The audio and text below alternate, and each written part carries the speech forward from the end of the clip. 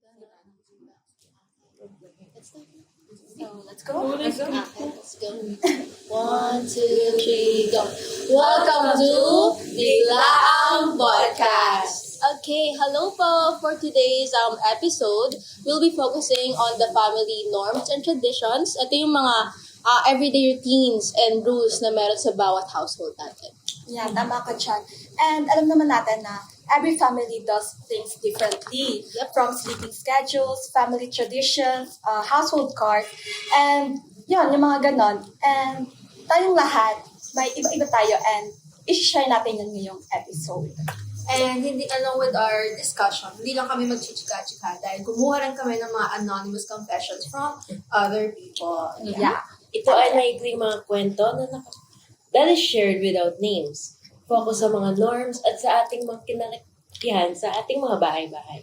The purpose of these confessions is ipakita na kahit common experiences ay nagva-vary into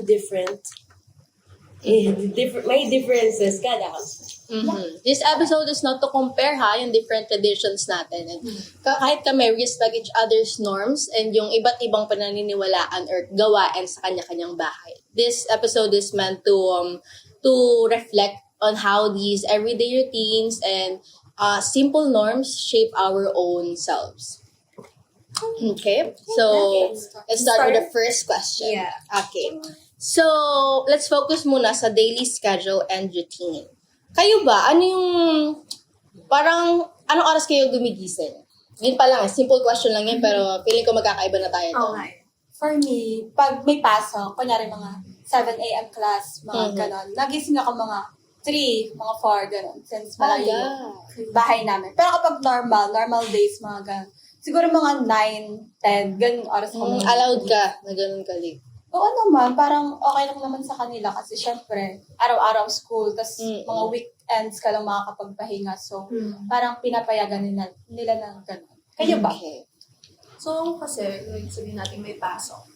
Pasok ko kapag Monday, may pasok ako 9 a.m. Bababiyahe pa ako pa dorm from house. From Pagsanghan, babiyahe ako pa dorm, tapos punta ako school. So, sa 9 a.m. kong pasok na yun, kailangan kong umalis ng mga around 6 or 7 a.m. kasi ang biyahe ko is around 2 hours. Alam niyo, may mga time na talaga na hindi na ako napasok kasi sobrang aga niyan. Nakakapagod bumiyahe. And nagigising ako 7 na. So, ligwak na talaga ako sa photography na. Pero pag Sino yun? Kanino? Ayun na, nagkakabuking na tayo. Pero pag walang pasok, sabihin natin, okay, naigising ako talaga 1 p.m., 2 p.m. Kasi tulog ko, 6 a.m. gano'n. Sabi na ako. Maaga ka matulog Manok, natutulog na ako. Iisip pa ng mga tao, tulog Ikaw. Kapag may pasok is, nakadorm kasi ako. Kaso, matagal kasi ako nang kumain at maligo. Kaya kahit dyan lang ako, 4 a.m. ako gumigising. Ano oras pasok mo doon? 7 a.m. Grabe naman Pero minsan nagising pa ako. Understandable naman. Ayun. Pero kapag wala namang pasok is, yung body clock ko kasi minsan is parang 7 a.m. talaga. Kaso, syempre, parang gigising lang ako. Pero, pipikit ulit ako. Tapos 10 a.m. na. May pause lang. Parang isang ganun lang. Tapos ganun. Ako naman, siguro sabihin natin, hindi na ako nilulutuan ng breakfast. Kasi gano'n na yung gising ko, parang pa 11 na, patanghali na. Kaya minsan pag sobrang aga kong gumising, magugulat sila. Tapos walang nakahandang almusal kasi nga, hindi sila sanay. Kasi sobrang aga kong gumising. And like what Pat mentioned, and Aliyah, gumamit tayo ng mga anonymous questions. Yeah. So, ang question natin for this first topic is, ano yung curfew nyo? Di ba ang curfew is uwi? Yeah. Anong oras yung uwi nyo? Ako kasi, hindi naman ganun ka-strict ang parents Pero, siguro kung uuwi ako ng 11, kailangan magpaalam na muna. Kailangan magsabi. 11 p.m. mga ganun. Kailangan nagsasabi ako. Pero naiintindihan nila pag sinabi kong for school or pag sinabi kong minsan lang kasi kami magbanding ni ganito, ni ganyan. Naiintindihan nila. And thank you. Next.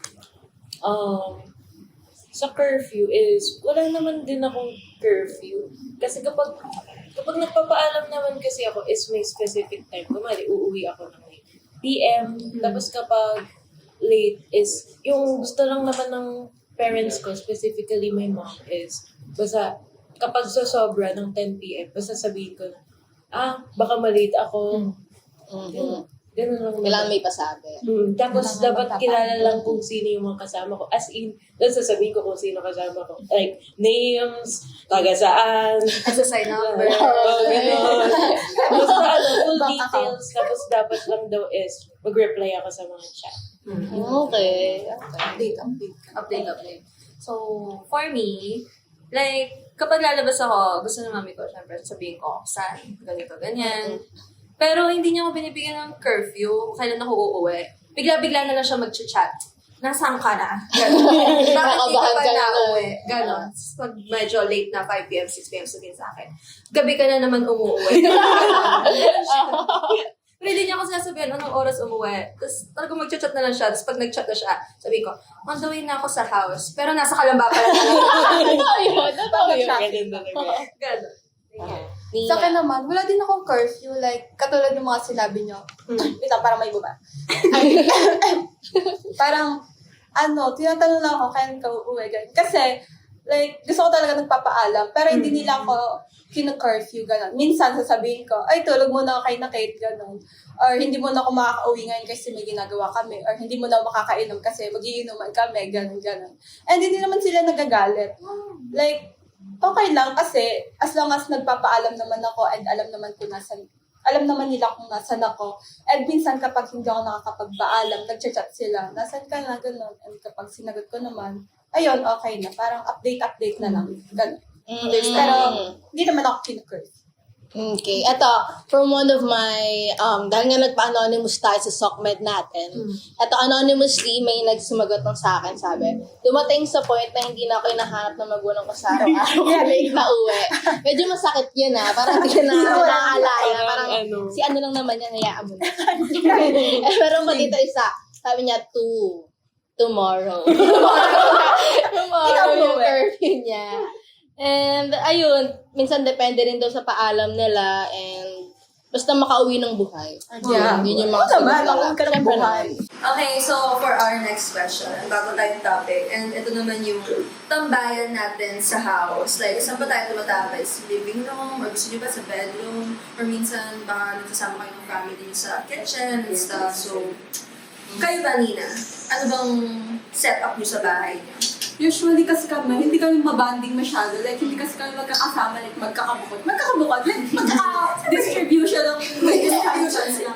Pero usually, minsan nagkakasama kami sa labas ng bahay. Kasi yung bahay namin, like, medyo gubatan siya. And minsan nasa labas kami, nagpapahangin, gano'n. Tapos minsan nag-uusap-usap kami mga gano'n. And minsan din, nasa kusina, kapag kainan, nasa ka nagsasama-sama yung mga. Bigla lalabas sa kwarto yung mga tao, bigla kakain. Pero usually talaga, sa labas talaga.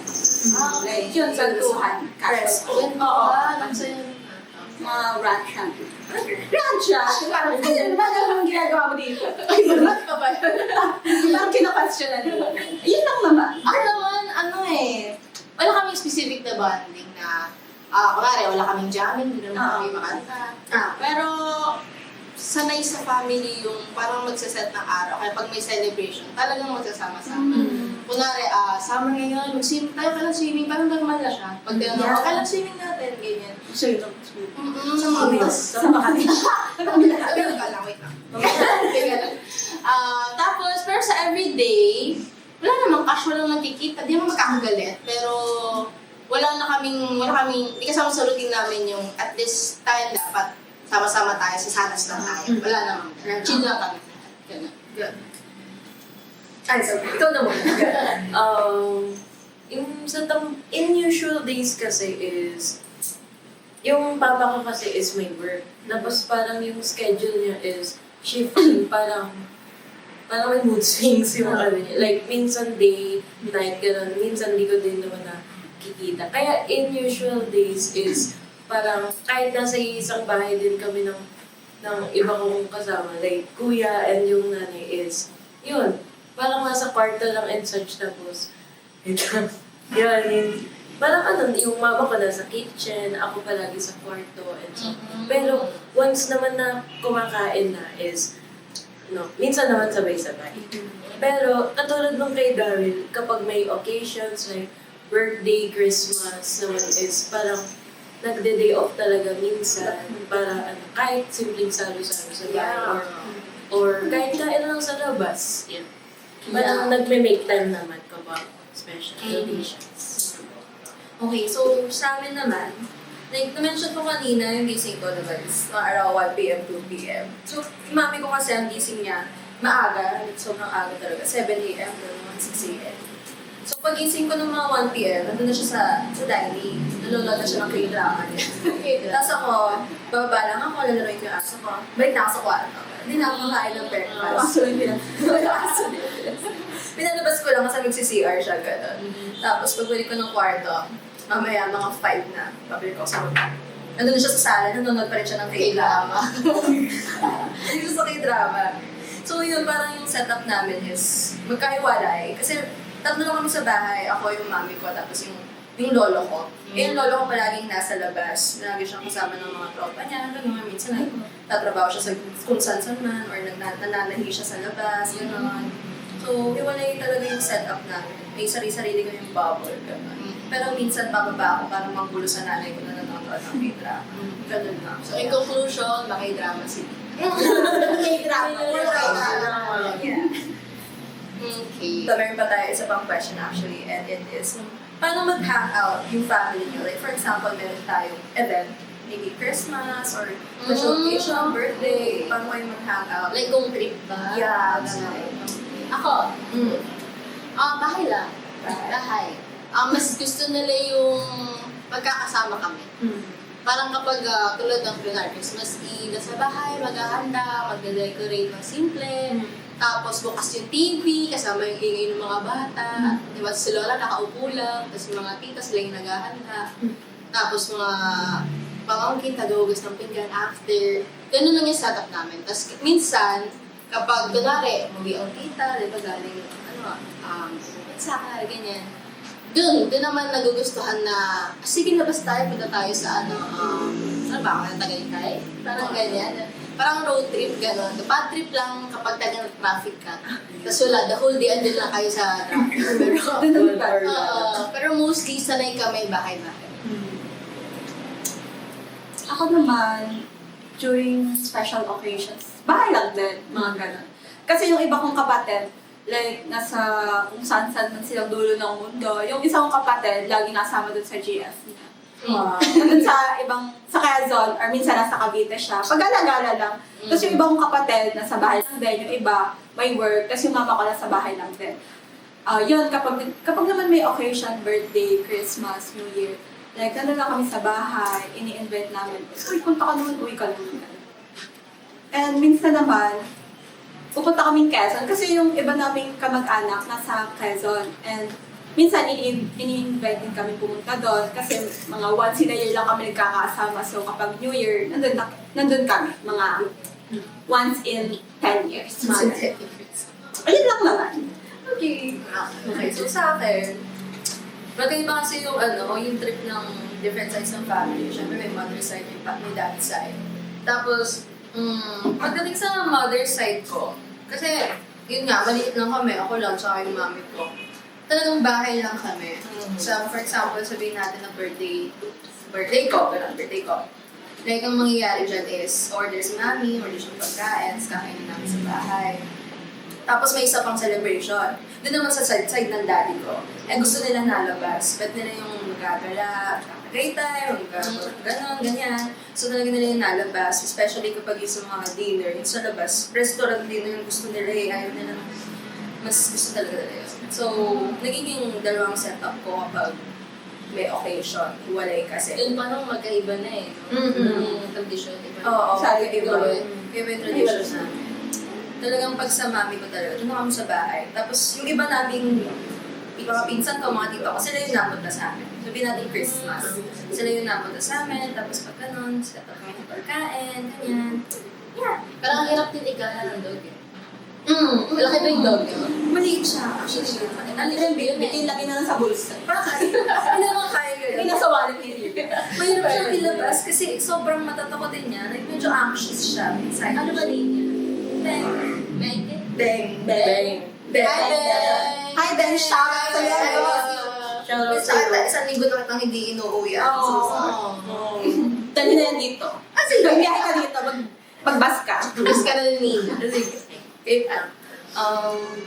Sa ano naman is, usually, kasama talaga yung mga extended family namin is, parang nagbubook ng resort, and then parang nagsasalo-salo, like, yung mga tito at, yung mga tita is nang iihaw-ihaw, yung mga tito is nag-iinuman. Tapos kaming mga magpipinsan is parang nagbabanding together, like, board games, and minsan kapag may karaoke is, syempre yung mga tito ko kasi minsan is, yun, galante, is kapag naka 100 daw sa karaoke, is bibigyan ng 1K.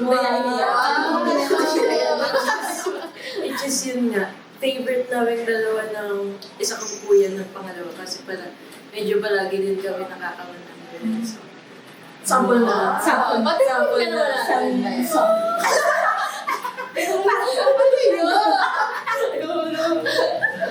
Nahiya siya. Nahiya tuloy. Parang patras na patras. Wala isang tala namin. Yun lang yung questions para sa topic na to. Pwede tayo mag-move on to the next question. Move on na. So, next topic naman natin is about household chores. Bago magsimula, ang tanong ko sa inyo is, what are your worst moments bilang tagapaglutos ng pizza? Okay. So, ako naman muna for this one. Ayoko nung alam mo yung pag nag-kiss yung pinggan, tapos lalagyan din, ibababad nila sa tubig. Like, may buto pa, may buong laman pa, gano'n. Ayoko. Like, hindi binubukod muna. Eh, basta na kapag may sabi na family gathering, gano'n. Naghuhugas ako pinggan, kakapain ko. May laman. Gano'n. Sobrang kadiri nung gano'n. Sobrang ayoko nung gano'n. Tapos, talagang nandidiri ako sa gano'n. Kinalibutan talaga. Pero yun talagang worst moment for me. And, bigyan natin na isang commercial dahil gusto namin i-shoutout ang sponsor namin for today. Thank you. Thank you so much sa Kape Scholar for giving us a wonderful place para Yes. sa Ang sarap. And ito yung Visit Cafe Scholar now. non-coffee pala. Saan yung cuts? Wala yung cuts. Tsaka yung mga pusa ditong nakahiga. Pinatutulog dito. Super rare. Papakita namin mamaya. Sobrang cute nila. Yeah. Togi na to. Iba pa ito. Parang yun pala. Sige. Joke lang. Okay. Kami naman. Yes, thank you po sa owner. Thank you so much. Thank you po siya. Okay. Let's continue na. Commercial. Ano yung question? What are your worst moments bilang tagapaghugas ng pinggan?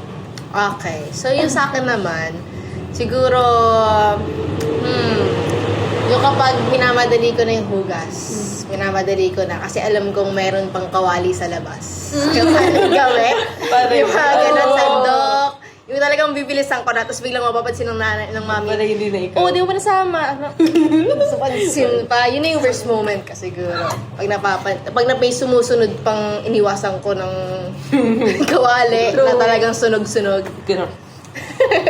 Next. Ako siguro, pag nagugas ng pinggan, yung kapag nagugas ka ng pinggan, tapos biglang may, ito pa. Yes, Yung parang may sunod. pahabol. Pero okay lang naman yan, basta wag lang masyado madami. At saka, kapag, kunyari, tapos ka na maghugas, tapos may naiwan pa pala dun sa, Oo, sa lamesa, like, sa may hindi ka pa lamesa. nahuhugasan. O kaya yung mga pusang daan habang naghuhugas. Parang, Nasa? oo, yung parang Sa- nadaan sa lababo, tapos mag-iwan ng mga paa. Tapos, ayun. Hindi naman siya medyo worse, parang nakakainis. Mga ganun Nakakainis naman. lang. Oo. Tanggap. For me naman is, dati nung mga high school ako is, nag-fine dining kasi kami sa TLE. Eh, imaginein mo lahat kami students is mga 30 or 40, tapos yung natirang magugas, ako lang. Ay, grabe na. Ako lang. 30 to 40? Kulang, yun, like, Nagsialisan na lang silang lahat. At binato mo sa kanila lahat ng pinagawa. Doon. Tapos, iniwan na nga nila yun. Tapos, yung mga barado po yung mga barado yung drainage. Sabi ko, madami. Like, kadiri talaga siya. Ikaw nag-ayos yung training. Oo. Ay, grabe naman! Yun Pero bigla eh. Yun yung pinakauna kong experience na yung sobrang lala talaga. Kadiri naman. Like, kailangan ko pang kamayin. Parang naging photo negro ka dun. Yun. Like, Buti na lang napansin din ng teachers ko. Tapos, may plus naman daw ako. Ay, Pero plus nag-ugas naman. ka pa rin. Hindi ako tinulungan. Panong loob lang yun, naniwala ka naman. Plus, tapos di pala plinas mo sinabi. sinabi lang Wala ako. pa yun, tapos nalimutan pala. Kaya wala. So, yun. Okay. Gawa ko naman tayo sa mga anonymous confessions natin. Okay. So, ayun naman dito is... Wait. Asan? Ayan. Ayun naman dito sa isang natin. First anonymous confession is, yun daw is, yung nakain ko yung dishwashing soap accidentally, tapos nabasag ko yung pinggan habang nagmumungog. Ay, Oh, grabe. sino yan? Sana okay ka pa? Sana okay ka pa? Nakakain yung dishwashing accidentally. Parang, nangyari baka kala niya pang ng kape. Zero pala. Tinikpan mo? Parang God dapat bless sabon. sa'yo, sana buhay ka pa. Sana okay ka na. Okay. Pangalawa naman dito is, sabi niya is, ang masasabi kong worst moments ay yung time na nag-inuman kami sa bahay. Then naghugas ako ng mga baso at nabasag ko yun. Dahil nadulas sa kamay ko. Pero alam ko sa sarili ko, hindi pa naman lasing. Parang lasing ka na. In denial ka lang. In denial. Yun yung worst niya.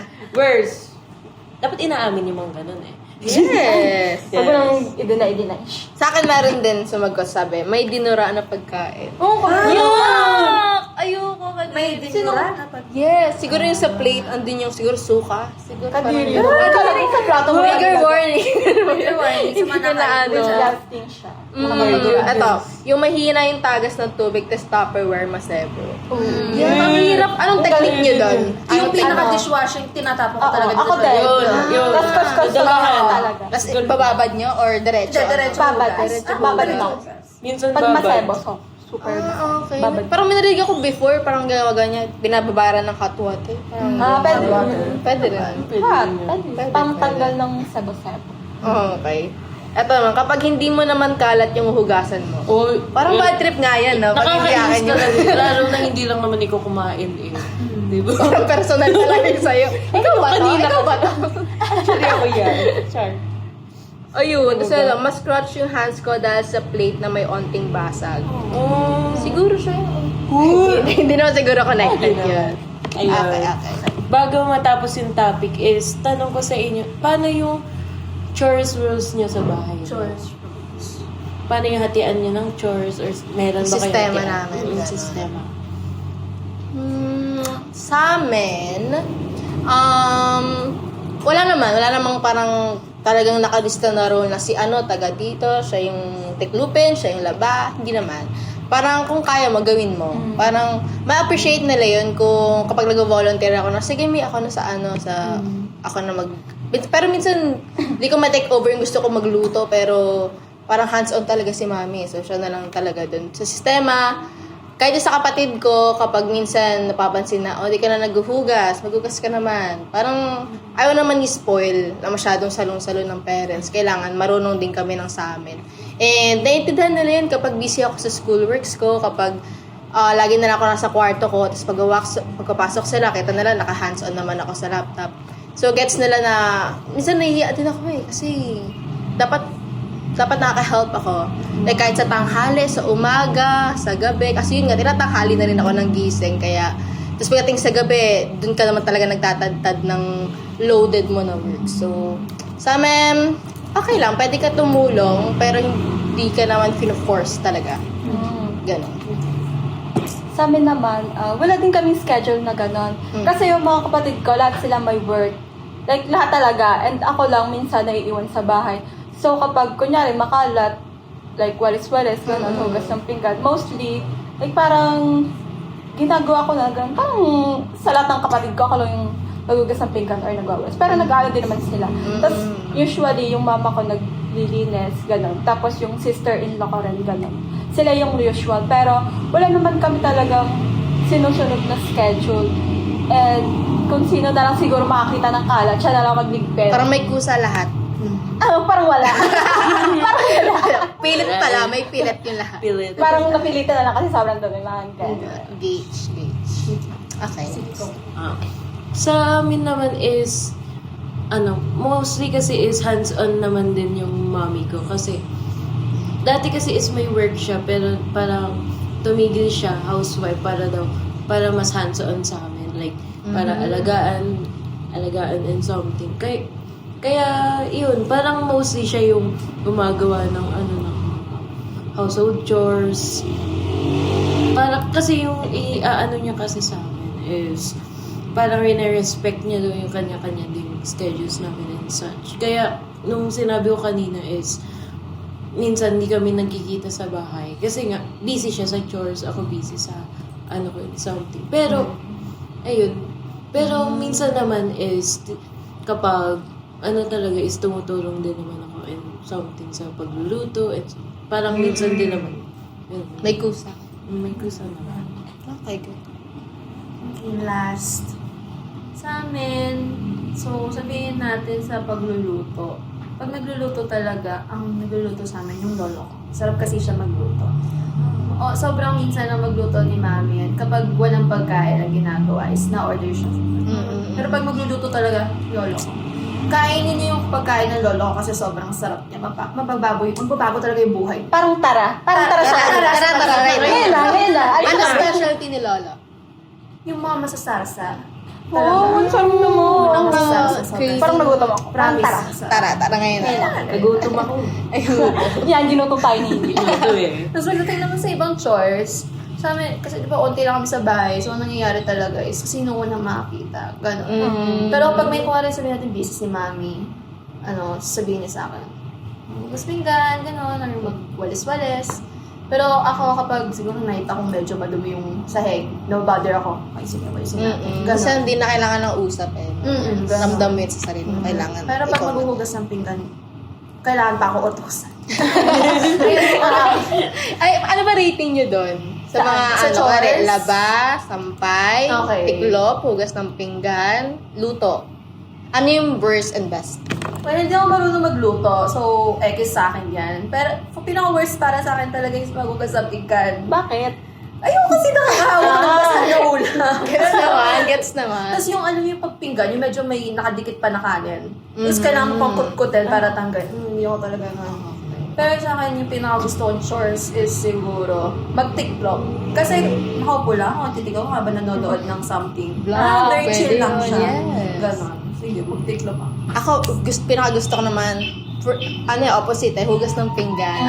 Parang pag naghuhugas ako, nalipad din yung utak ko, nag-iisip ako. Parang unsatisfying, gano'n. Carry ko din yung... kadiri din siya minsan. Na pag alam mo, feeling mo malaway yung nasa plato. Kadiri naman yun, di ba?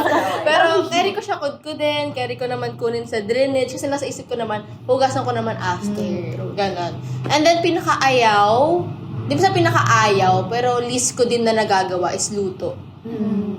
Yun lang. Pero meron ako magluto. Marunong naman. Hotdog kaya naman.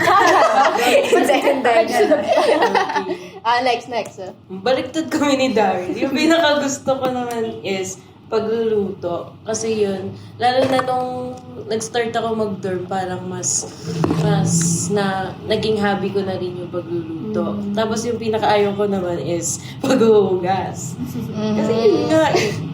Alam mo, pagpagod ka sa luto, maghuhugas ka pa after. Paghuhugas pa. Dapat naman yung iba nun. Specialty na to, kimchi rice. Sarap. Parang nagutom lang. Ayaw pa sabihin eh. Hindi Alina. na tayo TV. Sa akin naman, same lang din, parang paghuhugas ng pinggan, gano'n. Parang kasi nga satisfying maghugas, tapos magbahin ng mga gano'n. Tsaka yung pag-arrange ng mga gamit, pag medyo makalat, a-arrange ko yung mga gano'n. Tapos, carry din magluto, gano'n. Parang maghihiwa ka ng mga ingredients. Parang naglalaro ka lang. Pinakaayaw. Hindi naman pinakaayaw. Parang list. Hindi kasi ako masyadong naglalaba. Dati ako naglalaba. Ngayon, hindi na ako makapaglaba. And medyo hindi ko siya bet. Parang hindi ko siya bet. Parang ang tarot ko naman. Paano ba ang labas sa inyo? Like, Washing naman. Washing na. Pero kapag nagbabanlaw, kasi sobrang dami kapag nagbabanlaw, like, Oo, kapagod isa nga pang like. banlaw, isa pa ulit Oo. banlaw, habang may sabon pa, kailangan banlawan. So, parang nakahas. Kapagod yun. Tapos kapag din magsasampay, like, ang Oo. bibigat, tapos Totoo. sampay mo pa. Gano'n, parang ayoko. Ang tagal. Ayoko nun. Mas nakaka-proud sa paghugas ng pinggan yung makita mo after ang linis. Yung Organize napulog yung plato. Oo. Sorry, ayaw namin. Hindi naman. Hindi naman sa ganun. Parang mag-fight tayo dito. Di ba na tayo? Pero may kamala tayo dito. Dito kami. Ganun. Dito kami. Dito kami. nakalata. Sige. I'll go next. Dito naman, dako naman tayo sa ating next topic. So, kayo ba, sino yung usually na gumagawa ng decision sa bahay? Kaninong desisyon niya susunod? Parang gano'n. parang gano'n. Parang gano'n. Sino yung namamahala sa bahay? Ganun Sa amin, di naman sobrang patriarchal. Hindi rin sobrang matriarchal. Pero, parents talaga. Mula noon, syempre sila yung... Kaya minsan nasanay ako na hintayin ko muna yung desisyon nila. Magkatanong, tuloy ba? Ganyan, ganon. Pero lately, napapansin ko, kinukuha nila yung suggestion ko minsan. Parang, lalapit ako, tapos tingin ako, tapos magtatanong sila, or si mami. Tapos, minsan, nagulat ako, kinukuha yung suggestion, makikita ko, ginagawa na siya next day, parang ang sarap sa feeling na may ambag ka medyo. Medyo may ambag ka. And, ayun, parang, di naman sila sobrang closed. Pero may mga pagkakataon na they will let you help sa deciding. Marami ba kayong magkakapatid? 3 lang. Yung dalawa, minor pa eh. Panganay ka? Medyo malayo yung age gap namin, like 9 years. Ganun. 9 years. Yes. May pili kasi. Yes, very. Ay, baby 1 year old. Maingay, very maingay din. Pero sila magkalapit sa age. Oo, magkalapit. Nagbabangayan pa. Close na, close. Shoutout mo. Shout out, Darren. Shout out sa'yo, Dara. Shout out, Darren. Dara. Oh, Darren, Dara. Ay, parang... Medyo tongue twister Tongue twister siya, di ba? Oh. Next na. Ako? Sa ano naman namin is, parang both kasi naman yung parents ko. Wait.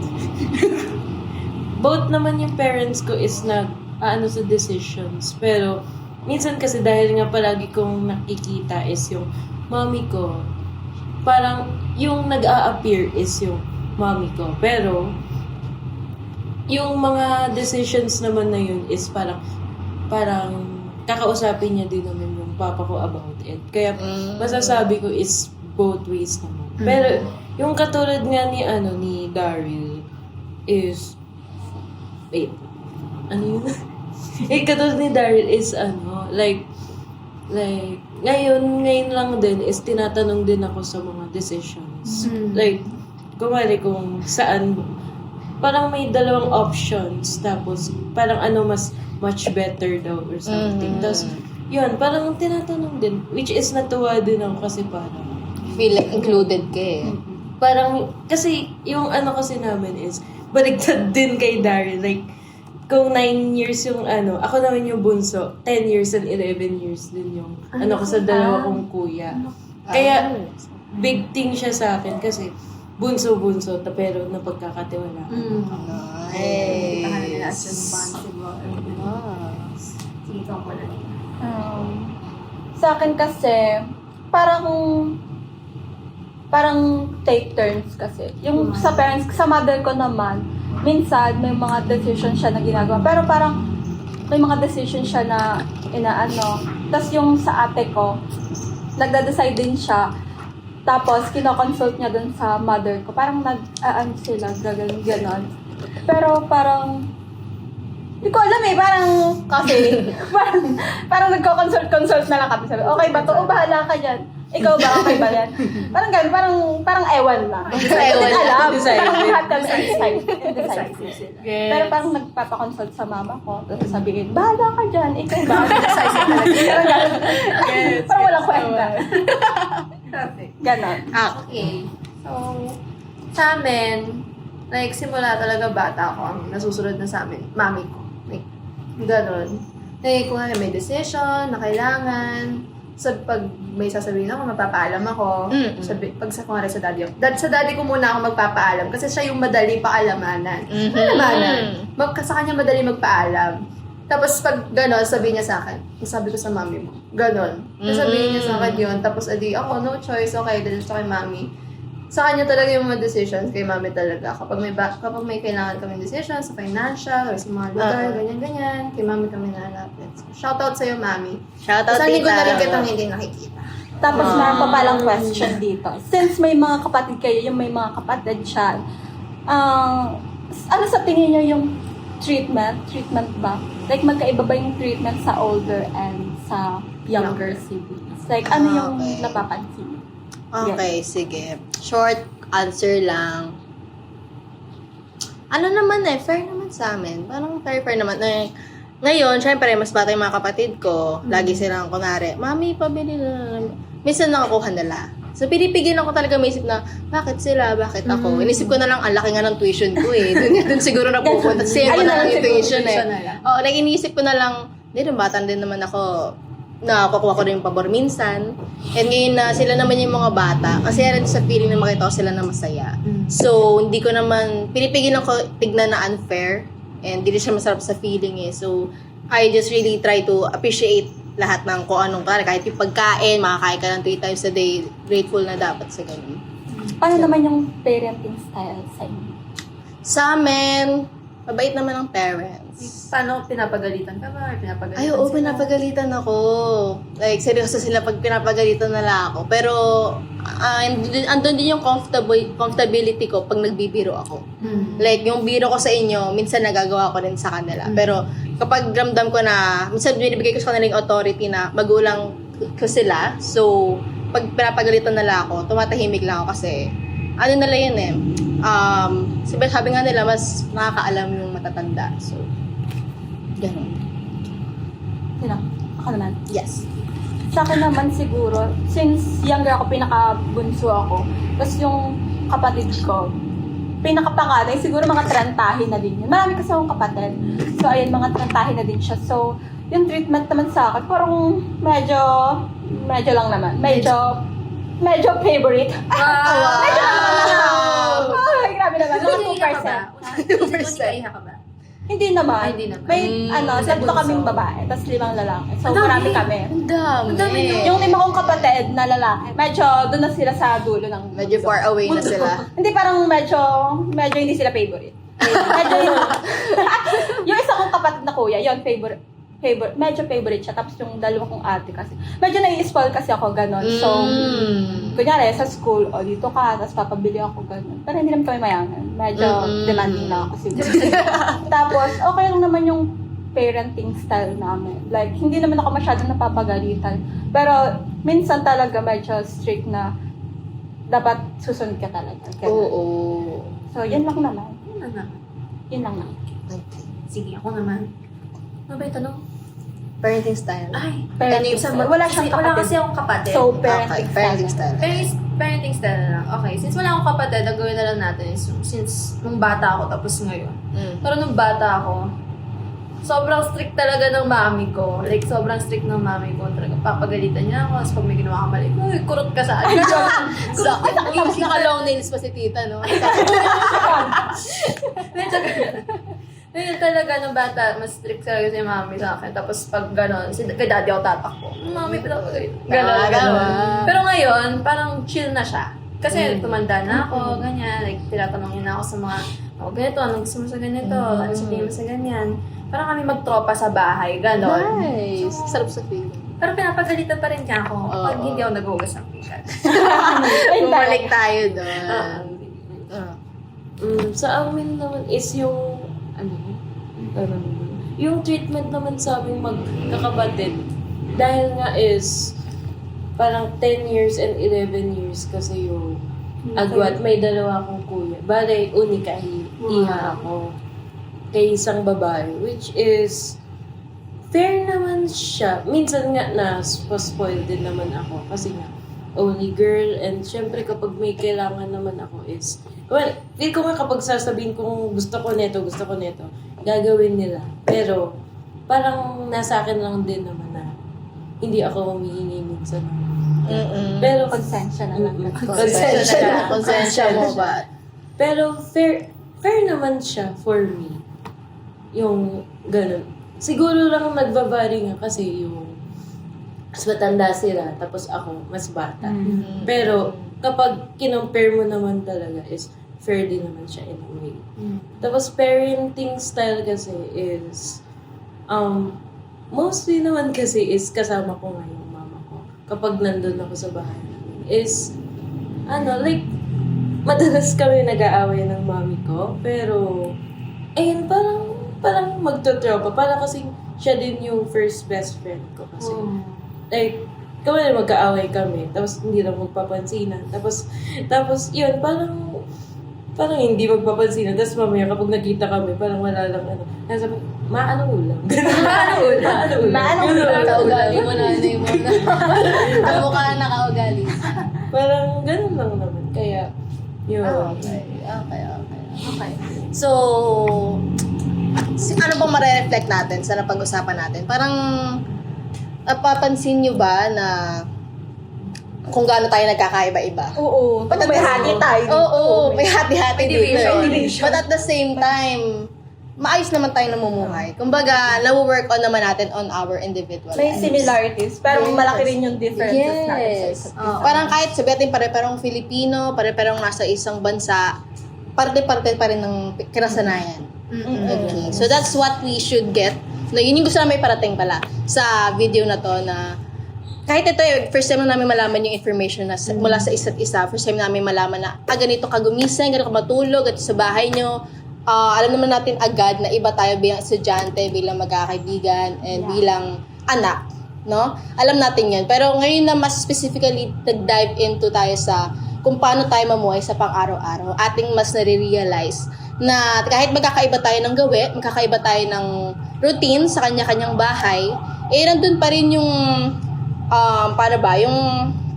andun pa rin yung unique na identity natin mula sa isa't isa. Parang isa yun sa kung bakit tayo shape sa kung sino tayo ngayon, yung behaviors na meron tayo ngayon, nasi-shape siya because sa araw-araw na routine natin, araw-araw na pakikitungo natin sa family natin o yung mga kasama natin sa bahay.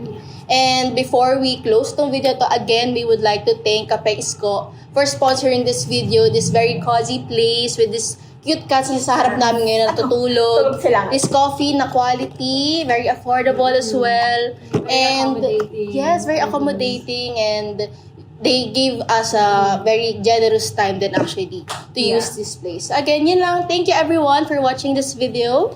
Before you go, don't forget to, like and share. Share nyo sa parents nyo para Yes. makita yung different upbringing. Share nyo sa Yes. siblings nyo, share nyo sa tropa nyo, share nyo sa lahat. Pati sa Sa Yes. alaga nyo. Sa Yes. kapitbahay nyo.